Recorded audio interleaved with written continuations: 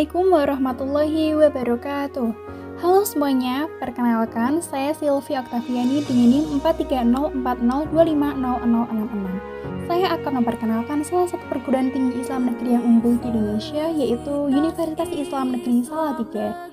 Universitas Islam Negeri Salatiga atau yang biasa dikenal dengan UIN Salatiga merupakan perguruan tinggi negeri berbasis keislaman yang berlokasi di kota Salatiga, Jawa Tengah. Kampus ini memiliki komitmen kuat dalam mengintegrasikan ilmu pengetahuan, teknologi, dan nilai-nilai keislaman. UIN Salatiga memiliki berbagai fakultas yang mendukung pengembangan akademik mahasiswa, di antaranya Fakultas Tarbiyah dan Ilmu Keguruan, Fakultas Syariah, Fakultas Usuluddin Adab dan Humaniora, Fakultas Dakwah, serta Fakultas Ekonomi dan Bisnis Islam. Selain itu, tersedia juga program pascasarjana untuk jenjang pendidikan yang lebih tinggi.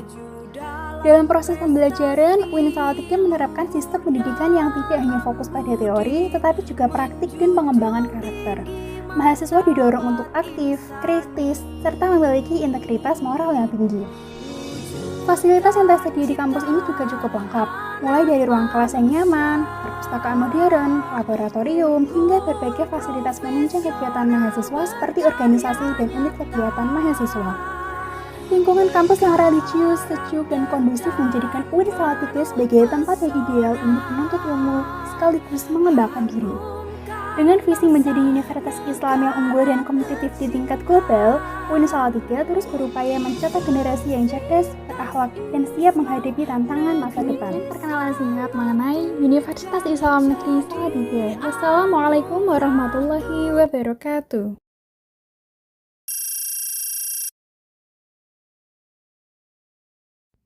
Assalamualaikum warahmatullahi wabarakatuh. Halo semuanya, perkenalkan nama saya Silvi Oktaviani dengan NIM 43040250066.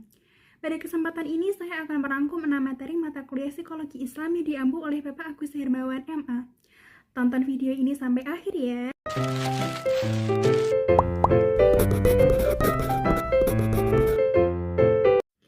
Pada bagian ini, saya akan membahas paradigma dan epistemologi psikologi Islam. Psikologi Islam berlandaskan pada sumber utama, yaitu Al-Quran, hadis, dan Turat atau warisan keilmuan ulama klasik. Paradigma ini memandang manusia sebagai makhluk yang utuh, yang terdiri dari aspek jasmani dan rohani. Secara epistemologis, pengetahuan dalam psikologi Islam tidak hanya diperoleh melalui observasi empiris, tetapi juga melalui wahyu dan akal.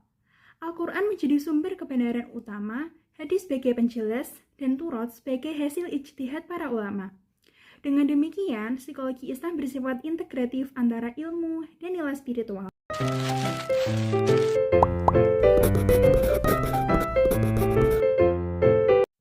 Manusia dalam perspektif Islam memiliki beberapa dimensi utama. Yang pertama, dimensi jasad atau fisik.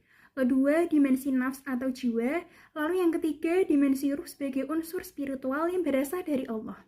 Ketiga dimensi ini saling berinteraksi dan tidak dapat dipisahkan. Keseimbangan antara dimensi menjadi kunci kesehatan psikologis.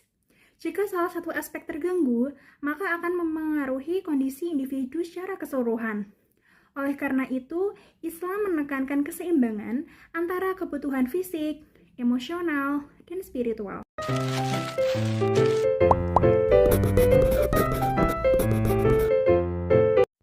Struktur kepribadian dalam Islam terdiri dari qalb, akal, dan nafs. Qalb berfungsi sebagai pusat kesadaran spiritual. Akal berperan dalam berpikir dan mengambil keputusan. Nafs berkaitan dengan dorongan dan keinginan. Dinamika kepribadian terjadi melalui interaksi ketiga unsur tersebut. Nafs memiliki tingkatan seperti nafs amarah, lawamah, dan mutmainah. Proses pengendalian diri dan tazkiyatun nafs menjadi penting agar individu mencapai kepribadian yang tenang dan seimbang.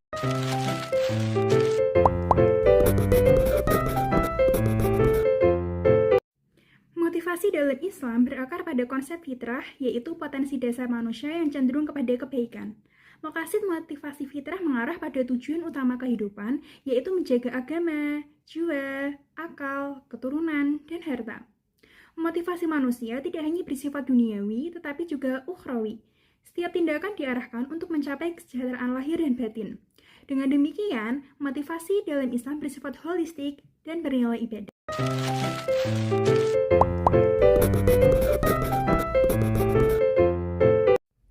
Pertumbuhan dan perkembangan dalam Islam mencangkup aspek fisik, kognitif, sosial, dan spiritual. Proses ini berlangsung sejak dalam kandungan hingga akhir hayat. Islam menekankan pentingnya pendidikan sejak dini, pembentukan akhlak, serta lingkungan yang baik.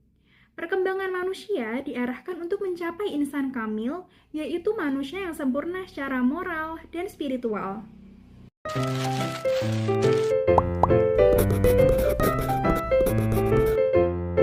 Dalam Islam, kecerdasan tidak hanya terbatas pada aspek intelektual, tetapi juga mencangkup kecerdasan spiritual dan emosional. Proses belajar dipandang sebagai ibadah yang bertujuan mendekatkan diri kepada Allah. Mimpi juga memiliki makna penting dalam Islam.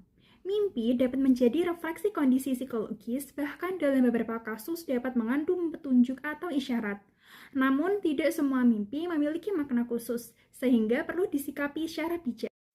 Nah, kesimpulannya, psikologi Islam merupakan pendekatan yang memandang manusia secara utuh dengan mengintegrasikan aspek fisik, psikologis, dan spiritual yang berdasarkan Al-Quran dan hadis.